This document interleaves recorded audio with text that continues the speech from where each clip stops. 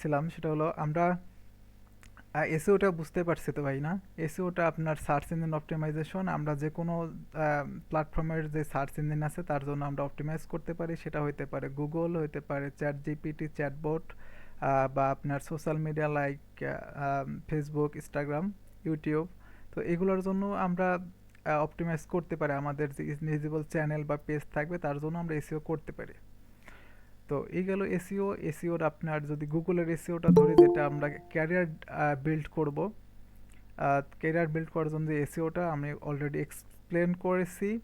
যে গুগলের যে ওয়েবসাইট থাকবে, আমার থাক আর আমার ক্লায়েন্টের থাক, তার ওয়েবসাইটটাকে গুগলের টপে র্যাঙ্কে নিয়ে আসার জন্য যা যা করার দরকার সেটা এসইওর মধ্যে পড়ে।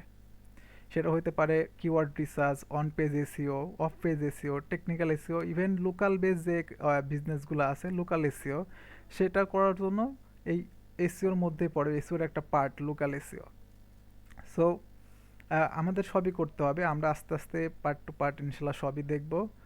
তো এখন আসি যে আমার যে একটা ওয়েবসাইট আছে বা আমার ক্লায়েন্টের একটা ওয়েবসাইট আছে, এটা গুগলে র্যাঙ্ক করাতে গেলে কোনো ফ্যাক্টর আছে কিনা বা গুগলের কোনো রুলস আছে কিনা। দেখেন গুগলের যে রুলস, আপনার র্যাঙ্কিংয়ের যে রুলস, গুগল কোনো সময় এটা পাবলিকলি ইয়ে করে না, পাবলিকলি প্রকাশ করে না। তবে ব্যাকলিঙ্কও একটা সাইট আছে, ব্যাকলিঙ্ক করে আপনার হচ্ছে ওই সাইটে যদি যান, তাহলে আপনার ও এক্সপ্লেন করছে গুগলের 200 প্লাস, 200 প্লাস ওদের র্যাঙ্কিং ফ্যাক্টর আছে।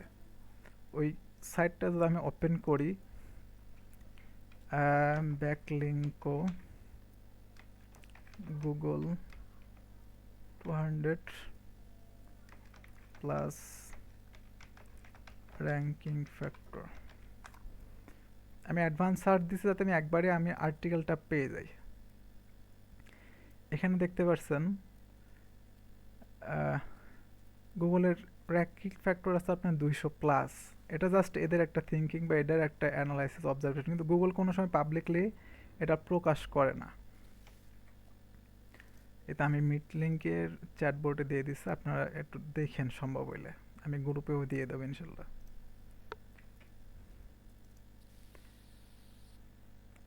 তাইলে আমরা গুগলের কোনোভাবেই আমরা গুগলের যে র্যাঙ্কিং ফ্যাক্টরগুলো আমরা ধরতে পারবো না বা আমরা পাবলিকলি কোনো সময় জানতেও পারবো না। তবে কিছু ক্রাইটেরিয়া আছে, আপনার ওই আর্টিকেলটা পড়লে বুঝতে পারবেন। আর সাথে আমরা যেটা করি, নেক্সটে আসি। ও এখানে একটা জিনিস এড়াই গেছি আমি, ক্রলিং, ইন্ডেক্স এবং র্যাঙ্ক। আমার ক্লায়েন্টের বা আমার যে সাইট আছে ওখানে আমি কন্টেন্ট পাবলিশ করতেছি। এবার গুগলের যে রোবট আছে, অলরেডি আমি এক্সপ্লেন করছিলাম, আবার করতেছি। গুগলের যে রোবট আছে, গুগল ম্যানুয়ালি কোনো কিছু কন্ট্রোল করে না, গুগল সব ক্রলিং বা রোবটের মাধ্যমে কন্ট্রোল করে। তাহলে ওই রোবট আপনার সাইটে আসবে, সাইটটা আপনার কন্টেন্টটা পড়বে, কন্টেন্টটা যদি ভ্যালুয়েবল হয়, গুগলের ইউজারের জন্য ইউজফুল হয়, ইনফরমেটিভ হয়, ওটা আপনাকে র্যাঙ্ক দেবে। আপনার কন্টেন্টের ভ্যালু অনুযায়ী গুগল আপনাকে র্যাঙ্ক দেবে। ঠিক আছে? তাই কন্টেন্ট অলওয়েজ কিং সবাই বলে। তাই আপনি ক্রল করলেন, আপনার কন্টেন্ট পাবলিশ করলেন, গুগল ক্রল করলো, ক্রল করে ওটা আপনার ইন্ডেক্স করবে। ইন্ডেক্স বলতে আপনার কন্টেন্টটা আপনার সার্ভার থেকে গুগল তার নিজের সার্ভারে নেবে, একেই বলে ইন্ডেক্স প্রসেস। দেন তারপর আসবে র্যাঙ্ক। এবার গুগল আপনার কন্টেন্টটা বুঝে তারপর আপনাকে একটা র্যাঙ্ক দেবে কন্টেন্টের উপর ডিপেন্ড করে। শুধু কন্টেন্টের উপর ডিপেন্ড করে র্যাঙ্ক দেয় না, এটাও ভুল। র্যাঙ্কিং ডিপেন্ড করে আপনার অনেক কিছুর উপরে, যেটা আমি বললাম অলরেডি 200 প্লাস র্যাঙ্কিং ফ্যাক্টর, শুধু কন্টেন্টের উপর র্যাঙ্কিং ফ্যাক্টর না। যেমন আপনি ধরেন আপনার কন্টেন্টটার টাইটেল, মেটা ডিসক্রিপশন, কন্টেন্টের মাঝে সাব হেডিংগুলো, যেমন S1 থেকে S6 হেডিংগুলোর ভিতরে আপনার কিওয়ার্ডগুলো অপটিমাইজ থাকতে হবে ঠিক না মতো। আপনার কন্টেন্টের ভিতরে ইমেজের আল্ট্রা ট্যাক্স দেওয়া, সাইটের স্পিড ঠিকঠাক রাখা। হ্যাঁ, আপনার আস্তে আস্তে এগুলো সবই জানবেন। এবং ব্যাকলিঙ্কে হাই কোয়ালিটি রিলেভেন্ট ব্যাকলিঙ্ক নিয়ে আসা, স্কিমা করা, একটু সবই আপনার র্যাঙ্কিং প্রসেসের ভিতরে পড়ে। ইনশাল্লাহ ওইগুলো আস্তে পার্ট টু পার্ট আমরা জানতে পারবো, বুঝতে পারবো।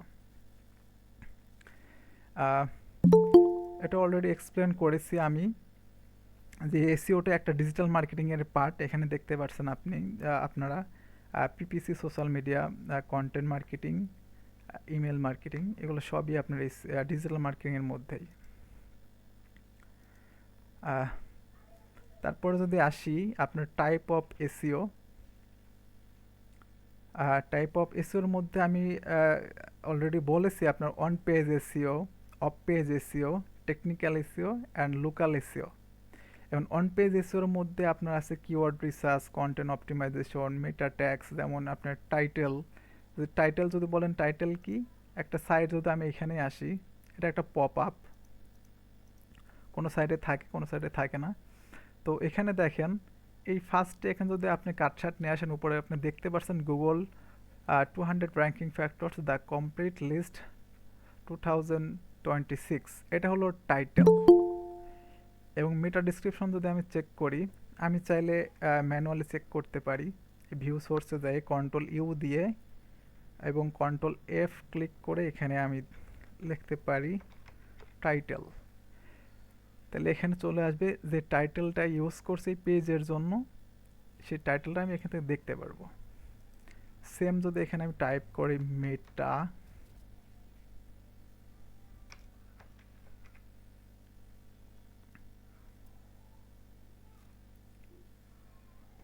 মেটা এখানে আসছে,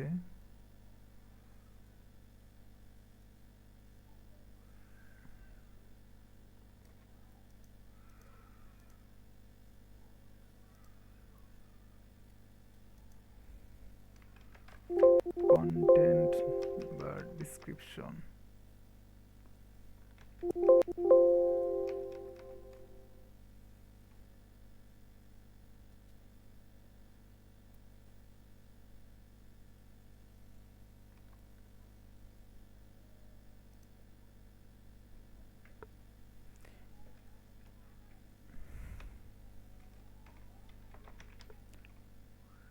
টাইটেলের পরে আপনার ডিসক্রিপশনটা থাকে, যদি এখানে যাই,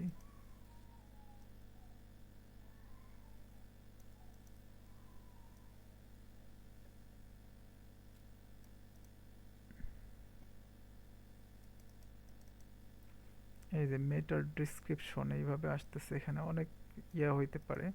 তো এটা হলো ওর মেটার ডিসক্রিপশন।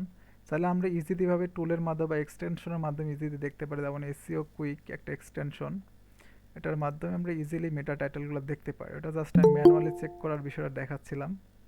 তো এখানে দেখেন টাইটেল কত সুন্দর, এখান থেকে ইজিভাবে দেখতে পাচ্ছেন। এটা হলো টাইটেল আর এটা হলো মেটা ডিসক্রিপশন। তো আমরা টুলের মাধ্যমে ইজিভাবে দেখতে পারি।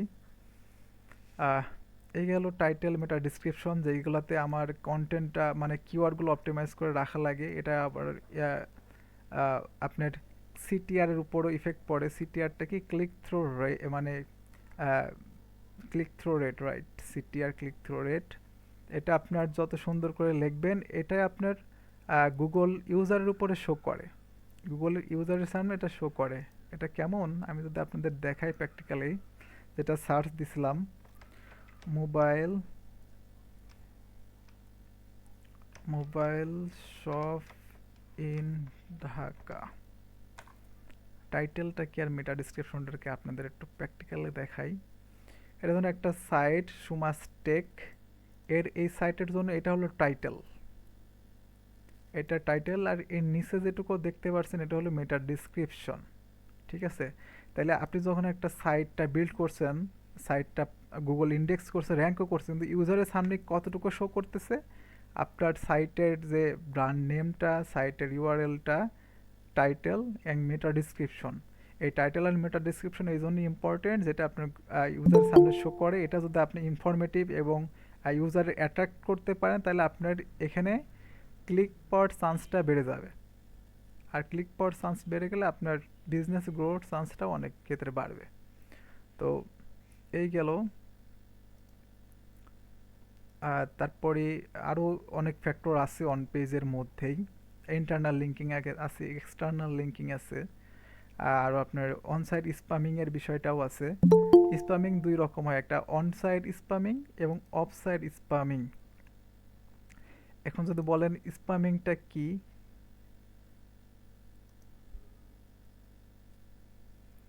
স্প্যাম হলো আপনার গুগলের রুলসের বাইরে যায় কোনো কাজ করাটা স্প্যামিং শর্টটায় আপনি ধরতে পারেন।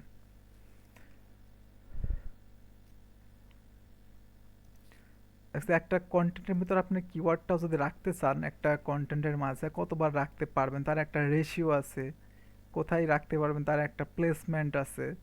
আর সেম আপনার একটা পেজের ভিতর কোন ইন্টারনাল লিঙ্কগুলো করতে পারবেন, কতবার করতে পারবেন তার একটা ইয়ে আছে।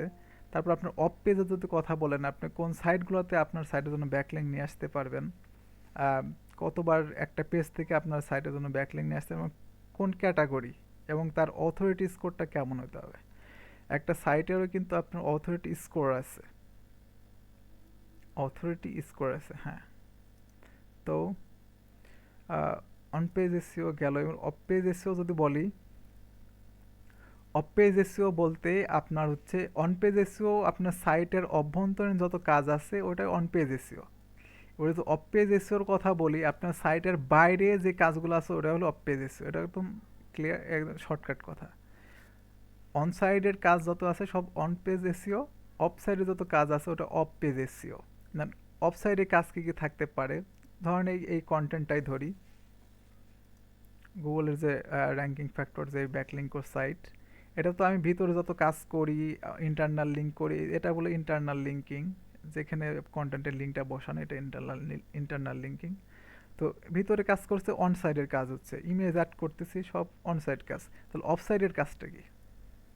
অফ সাইডের কাজ হলো এই সাইটের বাইরে যখন আপনি অন্য সাইট থেকে আপনি লিঙ্ক নিয়ে আসবেন। দেখেন এটা কিন্তু স্কিমা করতেছে, এটা কিন্তু আলাদা একটা সাইট, যদি আমি দেখাই, দেখি আছে নাকি একটা বাইরের সাইট।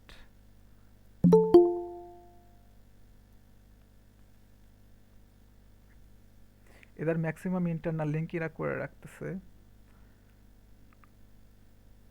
এই একটা আছে, এটা টুইটার একটা করে রাখছে লিঙ্ক। এই সার্চ ইঞ্জিন জার্নাল একটা আলাদা একটা সাইটের লিঙ্কটা এখানে করে রাখছে। এর পেজের মধ্যে আলাদা একটা সাইটের লিঙ্ক দেখছেন, সার্চ ইঞ্জিন জার্নাল। তাহলে এখান থেকে এর লিঙ্ক, সার্চ ইঞ্জিন জার্নালের এই পেজের এই লিঙ্কটা ব্যাক লিঙ্ক ওর এখানে আছে। দ্যাটস মিনস এখানে, এখান থেকে ও একটা ব্যাক লিঙ্ক পাচ্ছে, এই সাইটটা সার্চ ইঞ্জিন জার্নাল, এই সাইটটা ব্যাক লিঙ্ক থেকে একটা লিঙ্ক পাচ্ছে এখানে একটা লিঙ্ক থাকার কারণে। এটা হলো ব্যাক লিঙ্ক, মানে আপনি আপনার সাইটের লিঙ্ক আপনি অন্য কোনো সাইটে প্লেসমেন্ট বা ওখানে কোনো রাখবেন বা বসাবেন, এটা হলো ব্যাকলিঙ্ক। ব্যাকলিঙ্ক বলে বা ব্যাকলিঙ্কের প্রসেস। ব্যাকলিঙ্কের ভিতরে আর একটা আছে, সেটা রেফারিং ডোমেন, যেটা জানার প্রয়োজন। একটা ডোমিন থেকে, শর্টকাট এখন আপাতত জেনে রাখেন, একটা ডোমিন থেকে আপনি অনেকগুলো ব্যাকলিঙ্ক দিতে পারবেন, হাজার মিলিয়নও দিতে পারেন, যতগুলো পেজ যতবার বসাবেন ততবার একটা করে লিঙ্ক কাউন্ট হবে। কিন্তু একটা রেফারিং ডোমিন মাত্র একটাই পারবেন একটা সাইট থেকে। একটা সাইট থেকে রেফারিং ডোমেন শুধু একটাই দিতে পারবেন অন্য সাইটকে, বা আপনিও একটা রেফারিং ডোমেনই পাবেন অন্য একটা সাইট থেকে। যদি আলাদা আর একটা সাইট হয়, যেমন এখানে যদি এই সাইটটা যদি নেই, দেখা যাচ্ছে এই সুমাস টেকেও আপনার একটা লিঙ্ক আছে, তাহলে এখান থেকে আর একটা রেফারিং ডোমেন পাবেন, কিন্তু ব্যাকলিঙ্ক অনেক পাবেন। একটা সাইট থেকে ব্যাকলিঙ্ক পাবেন অনেক, রেফারিং ডোমেন পাবেন একটাই, বাস। এখন ব্যাকলিঙ্কের ক্যাটাগরি বা অফ পেজেসের ক্যাটাগরির অনেক আছে। আপনার প্রোফাইল ব্যাকলিঙ্ক আছে, সোশ্যাল মানে বুক লিস্টিং আছে, ওয়েব 2.0 আছে, গেস্ট পোস্ট আছে, আপনার নিচ এডিটার, অনেক ক্যাটাগরি আছে। তো হাই কোয়ালিটির ভিতরেই আপনার আছে গেস্ট পোস্ট, ব্লগার আউটরেস, নিশ এডিট, আপনার আছে ব্রোকেন 404 ব্যাকলিঙ্ক, এগুলো আপনার হচ্ছে হাই কোয়ালিটি ব্যাকলিঙ্ক। আচ্ছা, আস্তে আস্তে জানবো আমরা, সবই আস্তে আস্তে জানবো। আর তারপর টেকনিক্যাল এসিওটা যদি এক্সপ্লেন করি, আর টেকনিক্যাল এসিওটা অনেক বড় একটা সাইলেন্ট কিলার বলতে পারেন। টেকনিক্যাল এসিওটা আপনার ম্যাটার করে সাইট স্প্রেড মোবাইল ফ্রেন্ডলি আছে কি না, ইন্ডেক্সটা ঠিকঠাক মতো হচ্ছে কি না, তারপরে স্ট্রাকচার ডাটাটা ঠিক মতো আছে কি না। এখন একটা সাইট দেখেন, ধরেন আমি যদি এই সাইটটাতে ঢুকি, কোনো কারণ আমার প্রয়োজন দেখাচ্ছে, ইনফরমেশন নেওয়া দরকার, আমি সাইটটাতে আসলাম, বা এখান থেকে একটা সাইডে আসতেছে, এই সাইটটাতে ঢুকবো, এখান থেকে মোবাইল দেখবো। এবং এই সাইটটা যদি আমার লোডই নিতে থাকে, যদি আপনার হচ্ছে স্লো লোড নেয়, সেক্ষেত্রে আপনি বিরক্ত হয়ে যাবেন, এই সাইট থেকে দ্রুত বের হয়ে যাবেন। এই লোডিং স্পিডটা অনেক ফ্যাক্টর, আপনার সাইটটা ঠিকঠাক মতো লোডিংয়ে মানে ইউজারকে শো করানোর জন্য। আর তারপরে আসি আপনার হচ্ছে ইন্ডেক্সিং প্রবলেম। আপনি যদি সার্চ কনসোলে যান, একটা টুলস আছে গুগলের, এই দেখেন আমি এখানে গুগলের আপনি কিছু টুলস এখন রেকমেন্ড করে রাখছি সাজেস্ট, যে টুলসগুলো আমরা অ্যাকচুয়ালি ইউজ করি। আপনাদের এই ফাইলটা আমি শেয়ার করে দেবো গুগল ইনশাল্লাহ মিটিং শেষে। তো আমি যদি প্র্যাকটিক্যাল একটু দেখাই, যদি আমার নেটে একটু ঝামেলা করতেছে যার কারণে আমি দেখাইতে পারছি না ফুল ইয়ে করে। গুগলের সার্চ কনসোল এটা একটা আপনার হচ্ছে টুলস। আপনার সাইটের মানে কোন জায়গায় কি ইস্যু আছে, কেমন পারফরমেন্স করতেছে, কোন পেজটা র্যাঙ্ক করতেছে, কোন পেজটা র্যাঙ্ক করছে না, কোন কিওয়ার্ডগুলো র্যাঙ্ক করতেছে, এ টু জেড আপনি এখান থেকে মনিটরিং করতে পারবেন গুগল সার্চ কনসোল থেকে। আহ, আমি যদি পেজে আসি, এখানে দেখতে পারবেন আপনি কতগুলা ইন্ডেক্স আছে, কতগুলা নন ইন্ডেক্স আছে। আবার নিচে যদি আসি, এখানে নন ইন্ডেক্স কি কি কারণে আছে সেইগুলো গুগল এখানে শো করতেছে এই টুলের মাধ্যমে, গুগল সার্চ কনসোল। এটা আমার সাইট townlesio.com। তো এখানে আপনার হচ্ছে দেখতে পাচ্ছেন কিছু আছে excluded by non index tag, একটা ইস্যু। পেজ উইথ রিডাইরেক্ট, মানে এই পেজগুলো রিডাইরেক্ট করা আছে। নট ফাউন্ড 404, মানে এই লিঙ্কগুলো ব্রোকেনে আছে বা গুগল খুঁজে পাচ্ছে না। আর এটা একটা অনেক মেজর ইস্যু, যে ক্রোলেট কারেন্টলি নট ইন্ডেক্সেড। এই ইস্যুর মানে হলো যে আপনার সাইটটাকে, যেটা এর আগে বলছিলাম যে গুগল প্রথম আপনার সাইটটাকে ক্রল করে, তারপর ওর নিজের সাইটে ইন্ডেক্স করে বা ওর সার্ভারে ডাটাটা নেয়, দেন ও র্যাঙ্ক করে। তাহলে এটা হলো ক্রোলেট কারেন্টলি নট ইন্ডেক্সেড, মানে ও ক্রল করছে অলরেডি, আপনার সাইটটাকে ও ডিসকভার করছে, ও সাইটটাকে আপনার কন্টেন্টটা পড়ছে, কিন্তু ওর সার্ভারে নেয় নাই। এই ইস্যুটার কারণে এইগুলা আপনার যতই সার্চ দিক আমার ইউজাররা বা গুগলের ইউজাররা আমার এই পেজের কোনো ডাটাগুলা পাবে না। যদি আমি এটা ওপেন করি, এটা একটা ভ্যালিড একটা পেজ, এটা ইন্ডেক্স না থাকার কারণে কোনো ইউজার এটা দেখতে পাবে না। আর এটা যদি আমি শর্টে একটু বলি, এটা আপনার কিভাবে এটা ঠিক করবেন যাতে ইন্ডেক্স করে গুগল, এটা আপনি করতে পারেন কন্টেন্টটা আপডেট করতে পারেন, কন্টেন্টটা ওই পেজটা আপনার ইন্টারনালি অন্য পেজের সাথে লিঙ্ক করতে পারেন। আহ, এক কথায় কন্টেন্টটা ভ্যালুয়েবল করতে হবে, যাতে গুগলের কাছে মনে হয় এই কন্টেন্টটা গুগলের ইউজারের কাছে হেল্পফুল।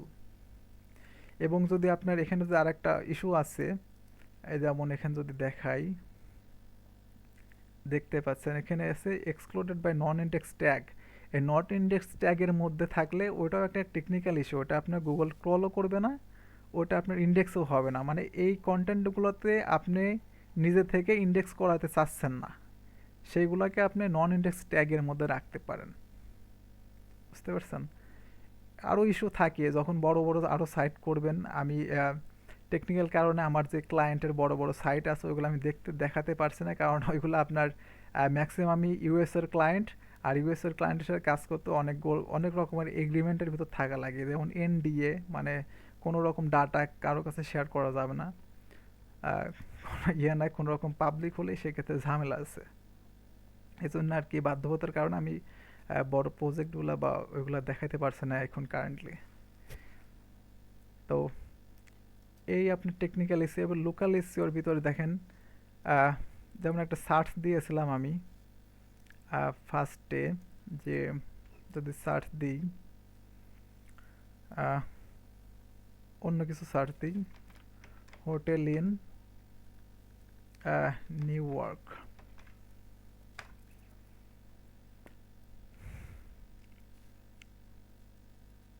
দেখেন যখন আপনি লোকাল এসিওতে আসবেন, এটা অনেক ইম্পর্টেন্ট, এটাকে বলে ম্যাপ প্যাক। এটা এসিও ভাষায় এটাকে বলে ম্যাপ প্যাক, মানে আপনার এসিও গুগলে যে ম্যাপ আছে, এই ম্যাপ থেকে যারা টপ র্যাঙ্ক করতেছে তাদের গুগলে সার্চ রেজাল্ট পেজে এইভাবে ফিচার করতেছে তাদেরকে। এখান থেকে ডিরেক্ট বুক করতে পারবেন বা ডিরেক্ট ওই সাইটগুলো আপনি ডিসকভার করতে পারবেন, ব্রাউজ করতে পারবেন। এটা একটা লোকাল এসিওতে বড় বড় ফ্যাক্টর। এটা আপনি স্পন্সর, এটা আপনার হচ্ছে অ্যাডস, তারপর আসছে আপনার হচ্ছে মানে অর্গানিক রেজাল্ট, দেন আবার দেখেন আবার ম্যাপ প্যাক। নিচে যদি আসি, আবার একটা ম্যাপ প্যাক থাকবে। দেন ইভেন যদি আমি ম্যাপেও সার্চ দিই, যারা গুগলে বিশেষ করে লোকালে সার্চ দেয় যে এরিয়ার ভিতরে যে পিৎজা নিয়ার মি বা হোটেল নিয়ার মি বা hotel in Dhaka, hotel in Khulna, হ্যাঁ, বা অনেক ক্ষেত্রে সার্চ দেয় যদি বাইরের কথা চিন্তা করেন তার cleaning service in new York, cleaning service in আপনার ফ্লোরিডা, এভাবে আর কি যে আপনার লোকাল বেস যে সার্ভিসগুলো থাকে আর কি। তখন সার্চ দিলে ওরা কি করে ম্যাপ থেকে ওইগুলো ওদের বুক করে, বিশেষ করে ইউএস এর যারা যারা আছেন এই ম্যাপ থেকে তাদের বুক করে দেখে দেখে। এখন দেখেন গুগলের যখন আপনি হচ্ছে লোকাল ইস্যু নিয়ে কাজ করবেন তখন আপনার ক্লায়েন্টের সাইটটাকে এই লোকালি ম্যাপেও আপনার টপে নিয়ে আসা লাগবে। তাহলে আপনার অন্যান্য ইসের থেকে অন পেজ এসিওর, অফ পেজ এসিও, টেকনিক্যাল এসিওর ক্ষেত্রে এই লোকাল এসিওটা কিছুটা ডিফারেন্ট, কারণ এটা আপনার হচ্ছে এই ম্যাপ নিয়ে কাজ করা লাগে, কিন্তু এটা আপনার ওই এসিওর মধ্যেই সব কিছু।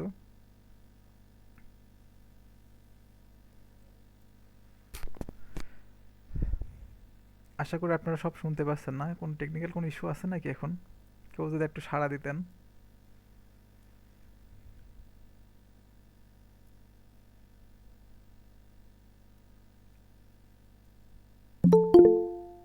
ওকে ভাই, ধন্যবাদ। আরিফ ভাই, সাজ্জাদ ভাই, ধন্যবাদ।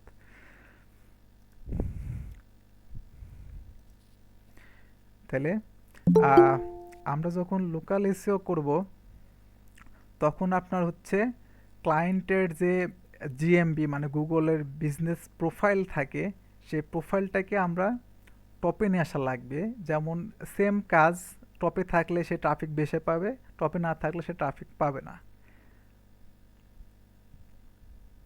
ব্যাস, সেম কাজ, এই আর কি।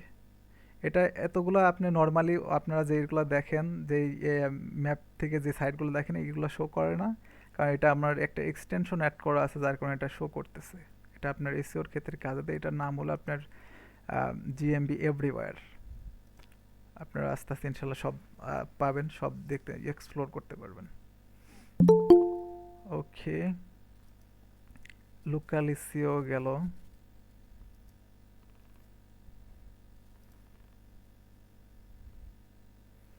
এখন আমি কন্টেন্ট নিয়ে একটু কথা বলি, সরি কিওয়ার্ড রিসার্চ নিয়ে একটু কথা বলি।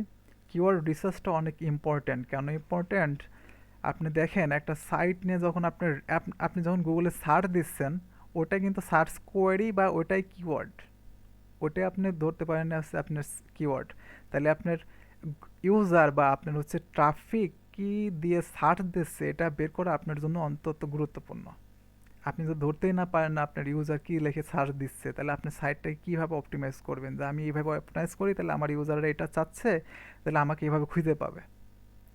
ইউজাররা আপনার ওয়েবসাইটটা খুঁজে পাবে কিওয়ার্ডের মাধ্যমে। যেমন আমি লিখলাম আপনার হোটেল ইন নিউ ইয়র্ক বা মোবাইল শপ ইন ঢাকা, এগুলো সবই কিওয়ার্ড, যেটা আমরা গুগলে লিখে সার্চ দিই, ওটাই সার্চ করি বা কিওয়ার্ড।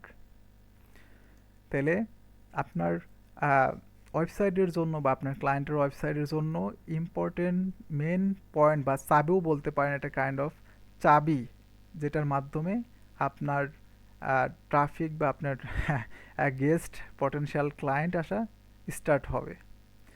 আপনার হচ্ছে কিওয়ার্ড রিসার্চের অনেক ভ্যারিয়েন্ট আছে, শর্ট টেল আছে, লং টেল আছে, কেজিআর, এলএসআই।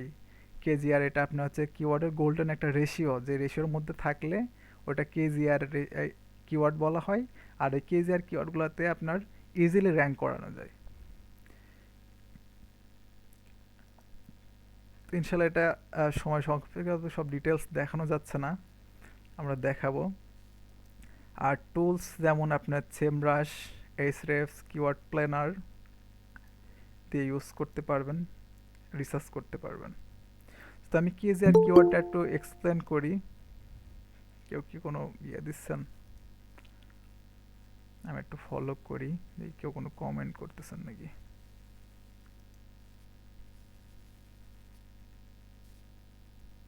ও, মেবি কেউ আসতেছে।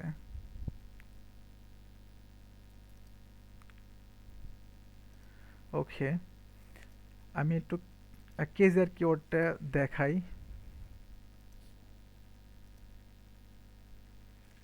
শব্দ এখানে কিছুটা দেখায় যেটা ইম্পর্টেন্ট বেশি। কেজিআর কিওয়ার্ড, আমি সার্চ দিচ্ছি, কি সার্চ দিচ্ছি, হোটেলস ইন নিউ ইয়র্ক, এটা নিয়ে করি। অলরেডি আমি বলেছি যে একটা রেশিও আছে, কেজিআর কিওয়ার্ড একটা রেশিও আছে, ওই রেশিওর ভিতরে যদি সে কোনো কোনো কিওয়ার্ড পড়ে তাহলে ওইটাই কেজিআর কিওয়ার্ড হিসেবে কাউন্ট হবে। তাহলে আমি এখানে লিখি কেজিআর কিওয়ার্ড বা কেজিআর কিওয়ার্ড গোল্ডেন রেশিও, আপনাদের একটু দেখাই কোন ইমেজ পাই কিনা দেখি, ফর্মুলার ইমেজটা দেখি।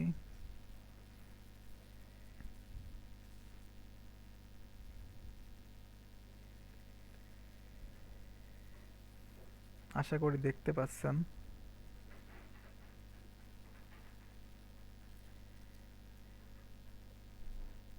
শিট,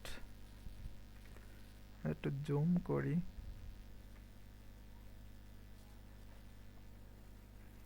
এখানে দেখেন কিওয়ার্ড গোল্ডেন রেশিও কি আর কেজিআর কিওয়ার্ডের একটা ফুল মিনিং, আর এটা আপনার হচ্ছে হ্যাশ দিয়ে দিছে অল ইন টাইটেল রেজাল্ট আর আপনার সার্চ ভলিউম।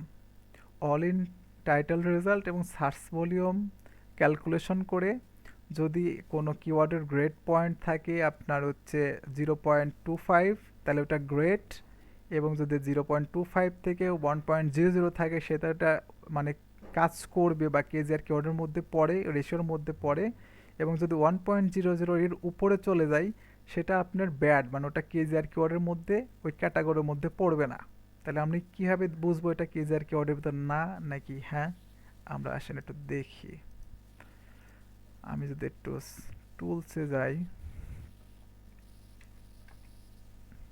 আর সেমরাশটা ওপেন করি,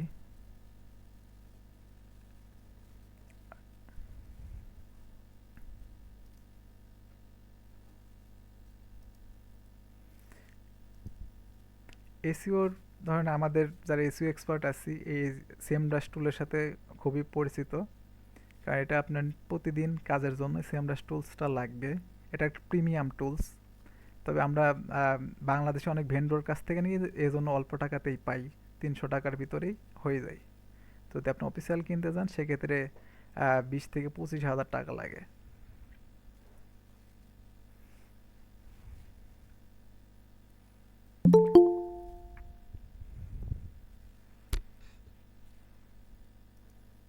এনিথিং,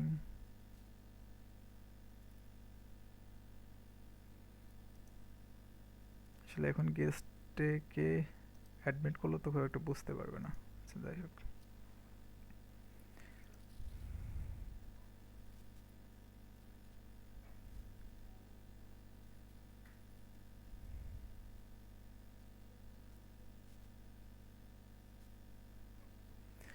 এখান থেকে আসার পরে এখানে অনেক ফিচার আছে,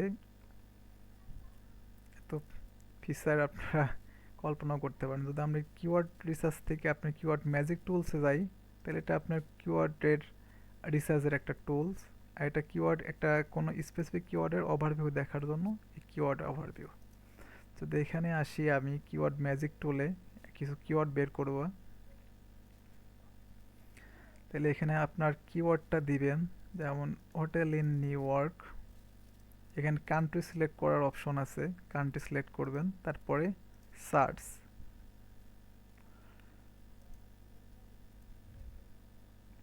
এখানে দেখেন কিওয়ার্ড আসতেছে 14,700, আর সার্চ বলেও অনেক।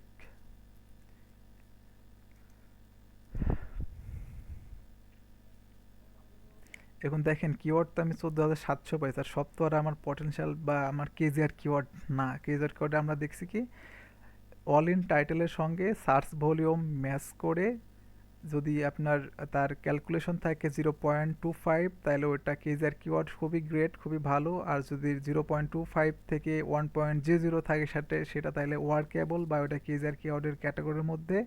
অ্যান্ড যদি ওটা 1.00 বা তার অধিক থাকে ক্যালকুলেশন করে তাহলে ওটা আপনার কেজিআর কিওয়ার্ডের মধ্যে পড়বে না।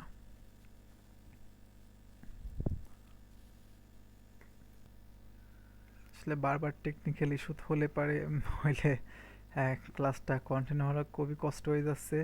আপনাদের জন্যও আহ, বুঝতে কষ্ট হচ্ছে। এক স্টেপ থেকে আরেক স্টেপে যাইতে গেলেই যদি এমন হয়, সেক্ষেত্রে না আমি পারছি আপনাদের ঠিক মতো বুঝাইতে, না আপনারা বুঝতে পারছেন। আসলে দুই পক্ষ থেকেই কোনো বিষয় ক্লিয়ার হচ্ছে না।